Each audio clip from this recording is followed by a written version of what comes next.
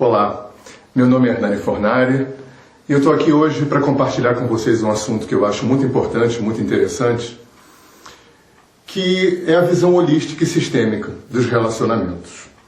Antes de entrar no assunto principal da questão, né, o que é uma visão holística, o que é uma visão sistêmica e juntar isso com a história dos relacionamentos, eu convido vocês para a gente fazer um passeiozinho ao passado, para que a gente possa dar uma olhada sob que pontos de vista em relação à vida, sob que parâmetros, sob que ideologia, sob que moral e ética, vamos chamar assim, a nossa cultura se constrói, né? Que a nossa cultura, de que forma a nossa cultura oferece um subsídio filosófico para o ser humano. Então a gente vê que no começo da era cristã, a igreja se reúne para formatar aquilo que seria a Bíblia, e a Bíblia é composta do livro mais importante da espiritualidade judaica, que se chama Torá, isso passou a se chamar Velho Testamento, e o Novo Testamento, que são os Evangelhos e as Epístolas. A coisa mais contundente que aconteceu nesse processo de pegar o livro de uma religião e anexar no livro da outra, foi que a Igreja Católica, ao invés de aceitar a interpretação daquele livro que ela estava anexando na escritura dela, para formar a Bíblia Sagrada, ela resolveu interpretar aqueles mitos, porque, principalmente o Pentateuco, que foram os 5 livros que Moisés trouxe da montanha, e muito especialmente a Gênese, que tem o mito da criação, Adão e Eva, a queda de Lúcifer, aquela coisa toda, né? Aqueles mitos todos, são mitos. Na religião judaica existe uma ciência que se chama Kabbalah, onde as pessoas vão estudar o que aquilo quer dizer. Então, a religião católica passou há 2000 anos atrás, e até hoje tem muita gente que vê a vida assim, acredita que Deus fez o mundo em 7 dias, que teve realmente um casal inicial, que o cara comeu uma maçã, que a serpente deu. Perdoe, eu estou um pouco gripado. Que o anjo mais querido de Deus teve inveja e veio e arrebatou um monte de anjos que viraram demônios, e hoje tem uma briga do bem contra o mal, um cabo de guerra entre Deus e Satanás. Parece brincadeira? Mas muita gente acredita nisso hoje, e principalmente o que está por dentro disso. Você é pecador e culpado de nascença. A mensagem é essa. Porque essa mensagem que traz a ferramenta de dominação. Eu não sou ninguém. Eu não sou ninguém e tenho uma vida para seguir o book direitinho, né? Para que Deus, que não está aqui, porque aqui tem uma guerra do bem contra o mal, para que esse Deus possa me aceitar ou não é eterno, é complicado pra caramba. Isso parece uma brincadeira, gente, mas não é. Nós viemos há 2000 anos construindo uma cultura acreditando nisso, que o ser humano é alguém que não é e não tem, que vem zerado e que tem que se construir. E ainda tem que se construir dentro de uma briga do bem contra o mal. É muito pesado, muito complicado, e isso criou uma série de armadilhas para o ser humano. A principal delas já que eu não sou e que eu não tenho, e já que a minha alma não suporta não ser e não ter, eu vou buscar aonde? Fora. Aí eu vou buscar nos relacionamentos. Aí eu vou buscar no meu trabalho, eu vou buscar na vida social. A gente usa um termo aqui que é ancorar. Então eu vou me ancorar, né? Aí em consultório eu recebo pessoas que surtam. O que eu vou fazer quando me aposentar? Estou me aposentando. Estou entrando em parafuso. Meus filhos estão saindo de casa. Estou me separando. Olha só que tapete puxado. Porque não ensinaram pra gente que a gente não é pecador nem culpado de nascença, gente. Né? É essa outra possibilidade de ponto de vista, não como verdade, não como doutrina, que eu venho compartilhar com vocês. Né? E na minha opinião, isso começa de dentro da nossa própria cultura, com muitos elementos que vão se encaixando. Né? Bacana poder fazer essa costura com vocês. Né? Teve um Allan Kardec na França, teve um Freud na Áustria, né, que para mim foram as pessoas que abriram esses portais para eu poder estar falando nessa linguagem que eu vou falar aqui. Né? O Kardec veio trazer conhecimentos que já eram presentes na vida oriental há muitos milênios, na vida dos povos nativos, né, que a gente chama hoje de xamanismo, né, a compreensão da vida depois da morte, da reencarnação, da possibilidade de comunicação com quem já desencarnou.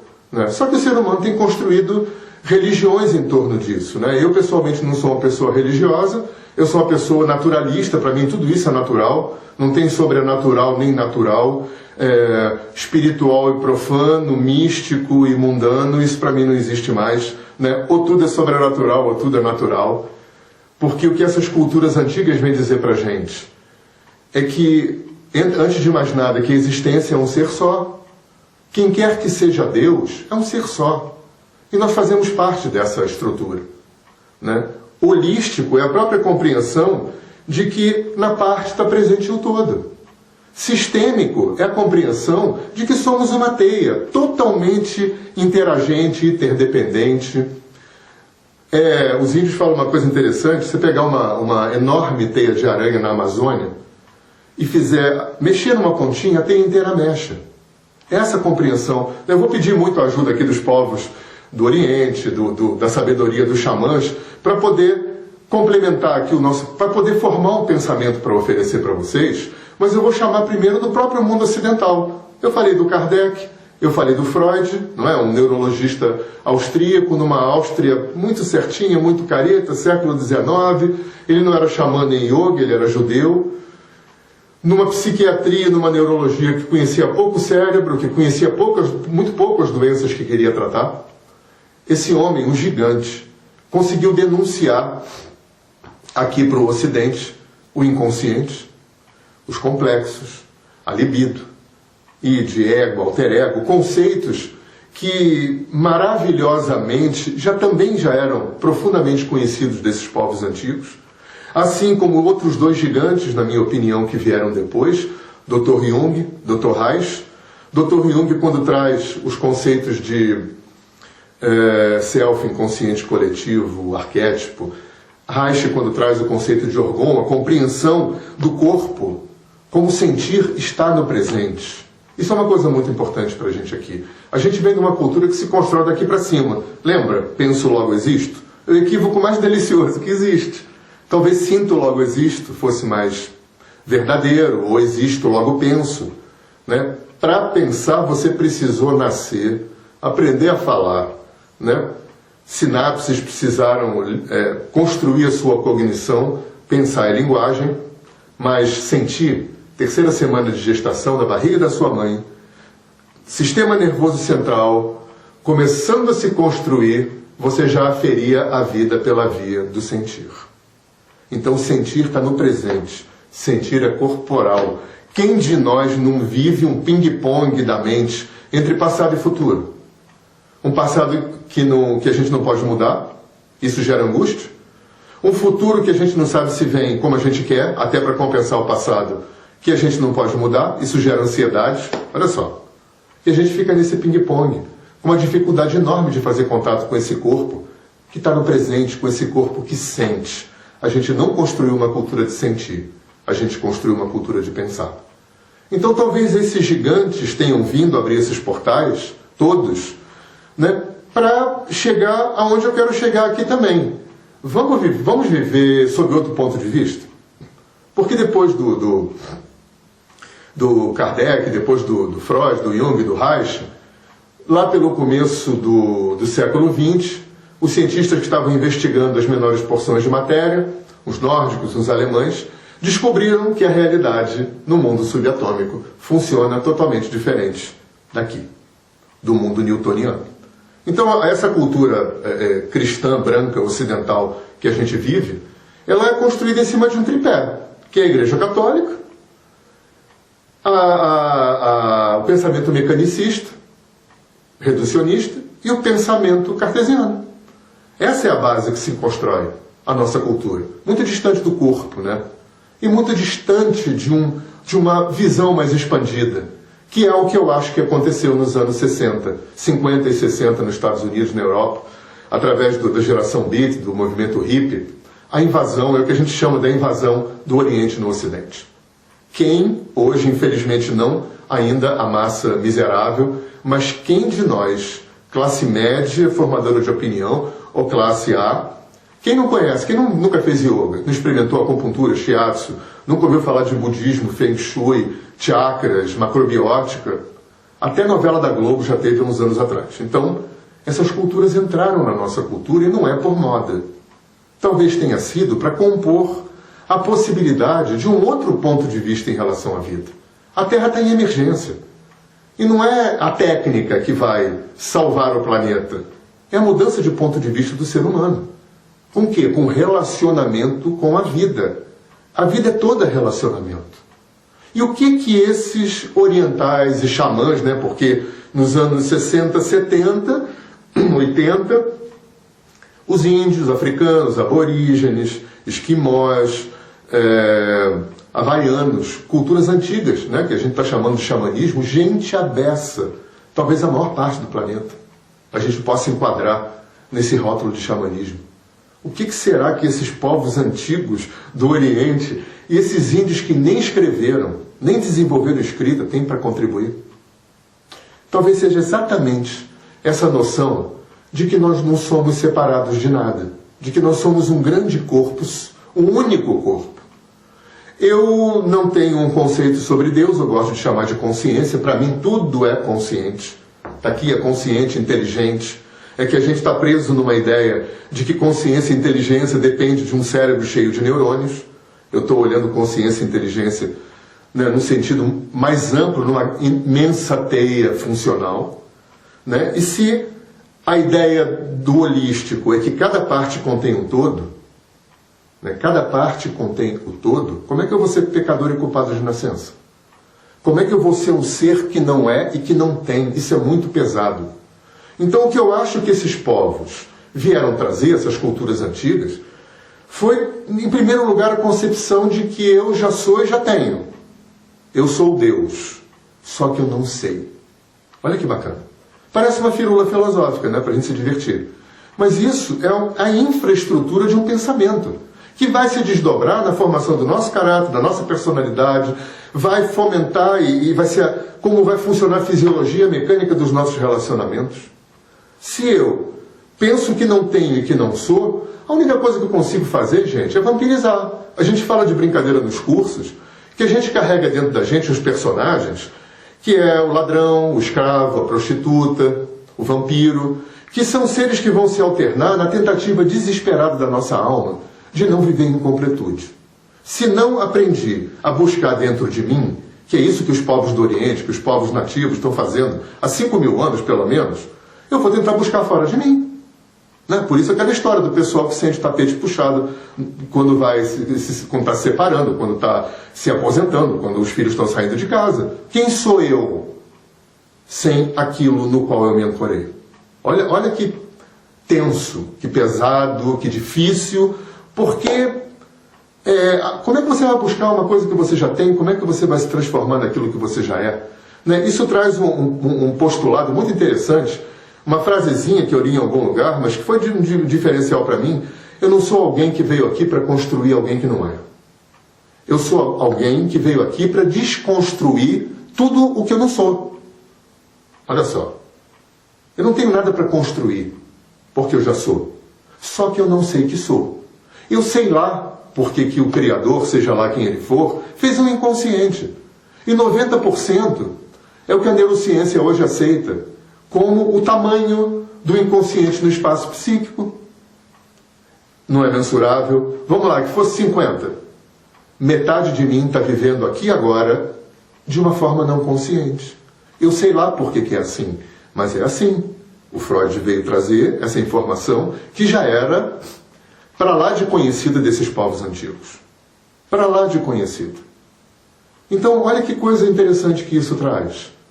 Se eu não sei quem sou, esse é só o meu problema.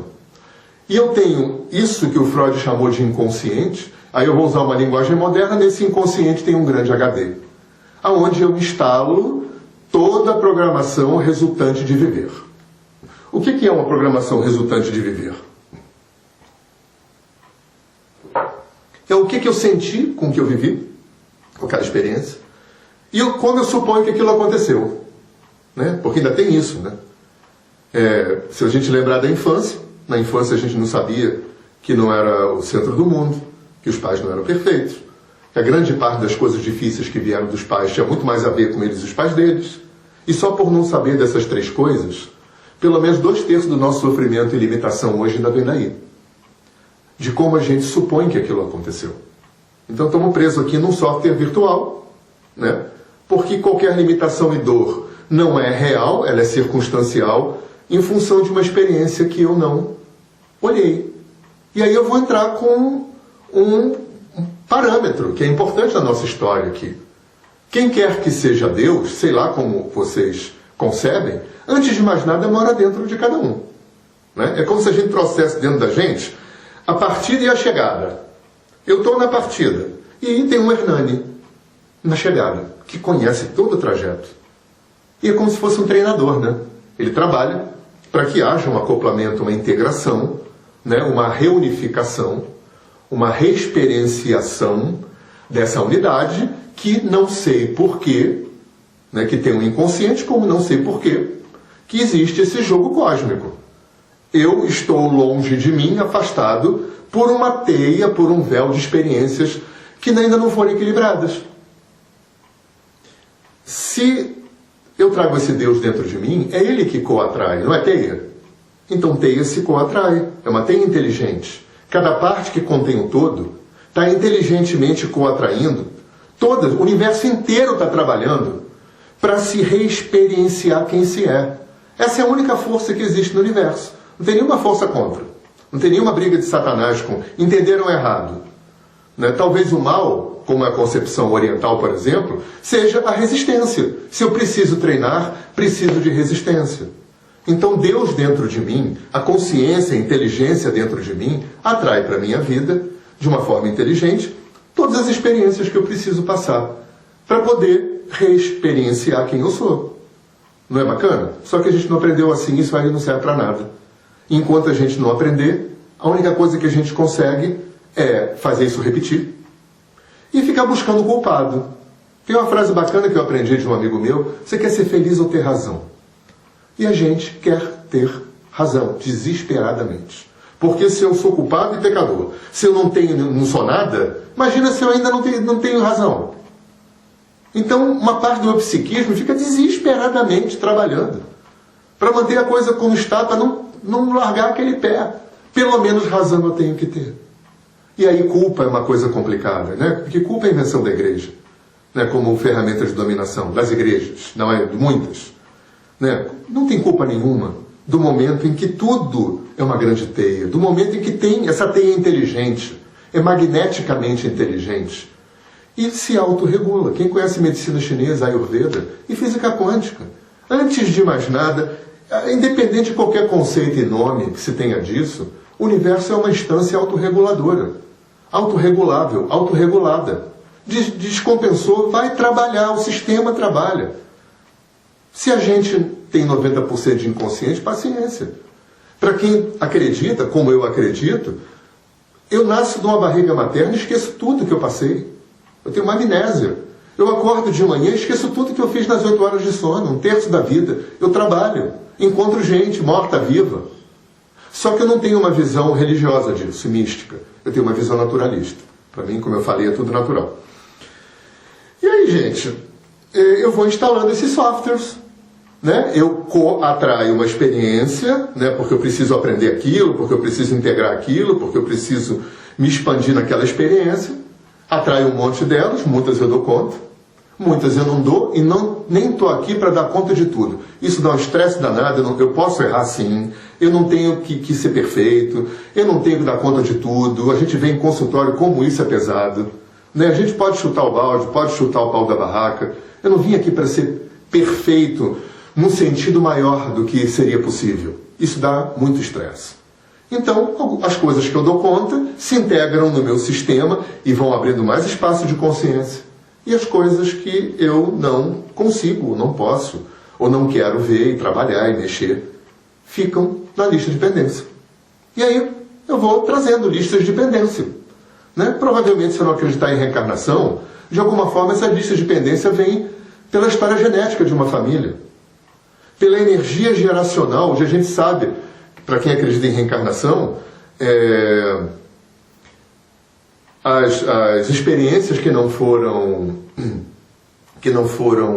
curadas e olhadas e integradas em vidas passadas, que passam para essa vida, da mesma forma, coisas que não foram curadas, integradas, expandidas, olhadas numa geração, pulam para outra geração. Isso não tem a ver necessariamente com reencarnação. Então existem muitas vias pelas quais o universo trabalha para se autorregular. E no nosso caso de seres humanos, se autorregular é fundamentalmente o quê? Já que o material, já que a história que faz com que a gente experimente limitação e sofrimento e não viva quem a gente é, está no inconsciente, eu preciso do outro. Eu preciso de um jogo de espelho. Que é isso que se fazia na Índia e na China com o guru. O guru era um ser iluminado, que tinha um acesso direto ao inconsciente, e que além de ensinar técnicas e dar palestras, ensinamentos e tal, o guru estava no dia a dia, elaborando, trabalhando com o discípulo todo aquele material inconsciente que aparecia com a meditação, com as práticas de yoga, de Tai Chi Chuan, enfim, com os retiros, com as asceses todas que esses yogis e sadhus e buscadores faziam. Quando a Índia e a China invadiram o Ocidente, o Guru não veio. O que a consciência planetária fez? Sabiamente, trouxe a psicologia. Então, o psicólogo não é um ser iluminado, não tem um acesso direto ao inconsciente, mas é um técnico que também está em processo terapêutico e que pode habilmente acompanhar o cliente, né? Na digestão, na elaboração desse material que vai aparecendo na terapia. Só que não é só com o guru e com o terapeuta que isso acontece com tudo, gente. Do momento que você saiu pela vagina materna, a grande pulsão, o grande movimento, eu diria que o único movimento realmente, desculpa a redundância, realmente real que existe no ser humano é a busca de si mesmo. E é dentro dessa pulsão que eu vou buscar a mim, através do círculo, vou atrair meus amigos, já atraí minha família, né? Eu aceito muito essa perspectiva do Kardec e da cultura hindu, né? Do pré-contrato. Eu acho que quem quer que seja o criador não é alguém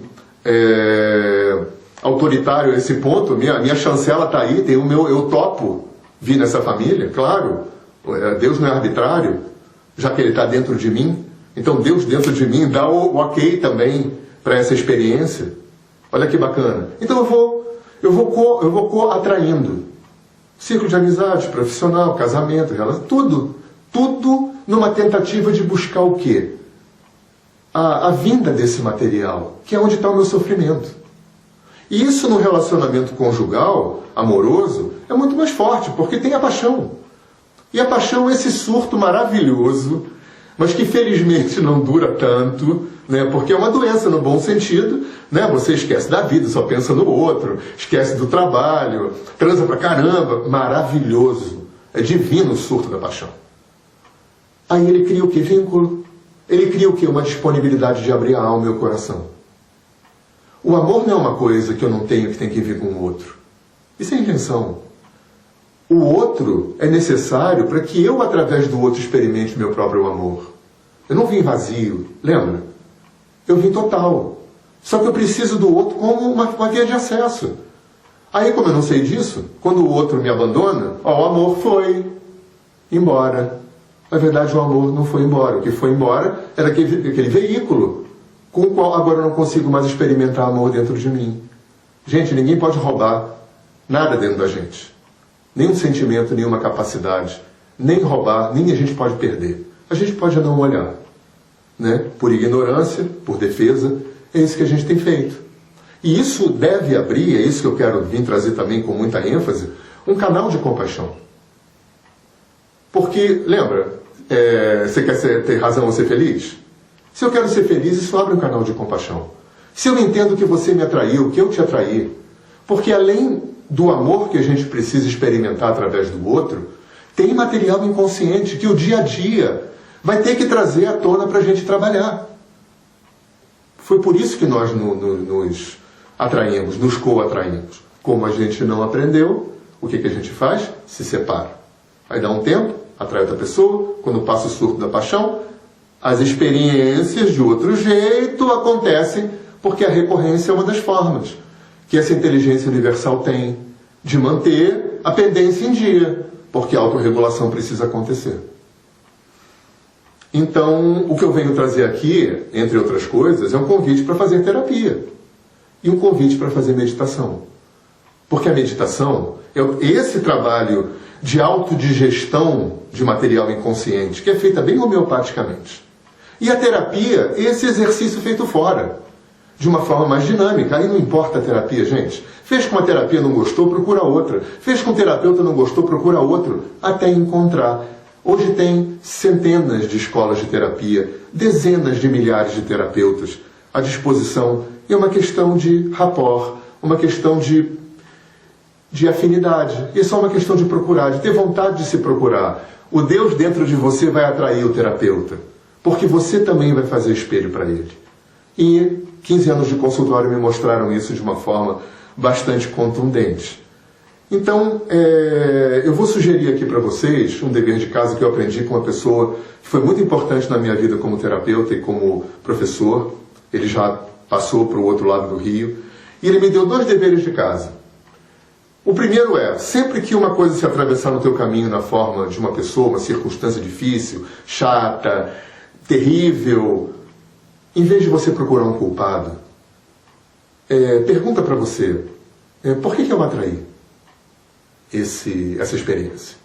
Não é necessário que você saiba, mas quando você diz para você por que eu atraí, você volta a colocar a corresponsabilidade pela cocriação da sua vida nas suas próprias mãos, e tem uma parte do psiquismo que é apavorado com isso, que está doido para que isso não aconteça.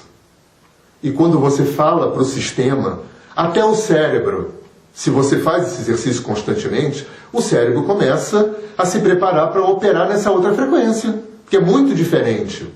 Sou culpado e pecador, não sou e não tenho, e colocar a responsabilidade na sua mão de que você é apenas um ignorante e que dentro de você tem uma instância, dentro de cada um, que atrai inteligentemente todas as experiências. Nem sempre eu vou saber, né? Porque isso também não é só um exercício racional, mas eu coloco essa responsabilidade na minha mão. E o outro dever de casa, outra sugestão dele, que foi um diferencial na minha vida, é que virtudes, potencialidades, aprendizados, isso que eu estou atraindo tem para me ensinar. Essas 2 perguntas mudam um ponto, né? Mudam um olhar para a vida. E claro que mudam um olhar para os relacionamentos. Claro. Porque eu começo a entender, né? Eu começo a operar com um outro olhar. Por isso os xamãs falam num olhar duplo. Eu estou aqui na vida, mas eu também estou na teia. Eu estou nessa compreensão de que eu sou um espelho para o outro, de que o outro é espelho para mim. Eu tenho um amigo que me falou uma coisa também que foi um divisor de águas. O primeiro espelho que a gente ganha ao sair da vagina materna, o primeiro presente, é um espelho colado no peito. E eu passo a minha vida inteira vendo o meu reflexo em cada pessoa que atravessa o meu caminho e espelhando o reflexo delas. E é por isso que a gente se relaciona. Porque se eu tenho 50 ou 70, 90% de ambiente inconsciente, e é lá que mora a minha dor e minha limitação, então é por isso que nós precisamos fundamentalmente dos relacionamentos. Eu vou encerrar deixando uma historinha de índio americano para vocês, uma tecnologia fantástica, que é o Talk Stick. Talk Stick é o bastão da fala, é um bastão. Quando eu tenho um problema com você, a gente, em vez de brigar para ver quem tem razão, os 2 índios sentam, ou isso pode acontecer em conselho. Quem está com bastão pode falar o que quiser, o tempo que quiser. Ninguém pode interromper. E quem está ouvindo não pode ouvir com esse ouvido, que é o que a gente aprendeu a ouvir. Eu estou te ouvindo, mas pensando no que eu vou te responder, porque eu preciso ter razão. Olha quanto trabalho de reeducação a gente tem que fazer para ter melhores relacionamentos. Não é bacana? E aí, quando o índio falou tudo, o tempo que ele quis, ele passa o bastão para o outro índio, o índio fala tudo, ele ouve com essa escuta aberta. A gente precisa aprender a ouvir nosso companheiro ou companheira, colegas de trabalho, filhos, aprender a ouvir com a mente que escuta. Não é a mente que está pensando no que vai responder, não, porque quer ter razão. E aí, quando essa cerimônia acaba, se for necessário falar mais sobre isso, a gente fala. Mas o mais importante, para quem não quer ter razão e quer ser feliz, é que eu saiba o que te motivou. É que eu saiba quais foram os elementos que compuseram a tua atitude, qual foi o teu motivador, qual foi a tua intenção, e que você saiba as minhas. Índio fala muito, a gente tem que aprender a vestir o mocassim do outro. Fica de um grande dever de casa para vocês, que eu também recebi, e do meu pai, que não é xamã. Quando eu era muito pequeno, meu pai falava, a gente tem que aprender a se colocar no sapato do outro. Depois eu aprendi com os índios.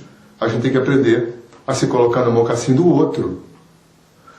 E eu apliquei isso na minha família, quando meus filhos eram pequenos, fizemos muito bastão que fala, evitou muita briga, porque isso aumenta o espectro de quê, gente? De compreensão e compaixão. E tudo que a gente quer é aumentar esse espaço de compreensão e compaixão no nosso coração, para que a gente possa viver uma boa vida. Nós estamos aqui à disposição. Quem quiser saber mais sobre o nosso trabalho, o nosso site aparecendo nas legendas. São todos muito bem-vindos ao Congresso, à vida. Um grande abraço.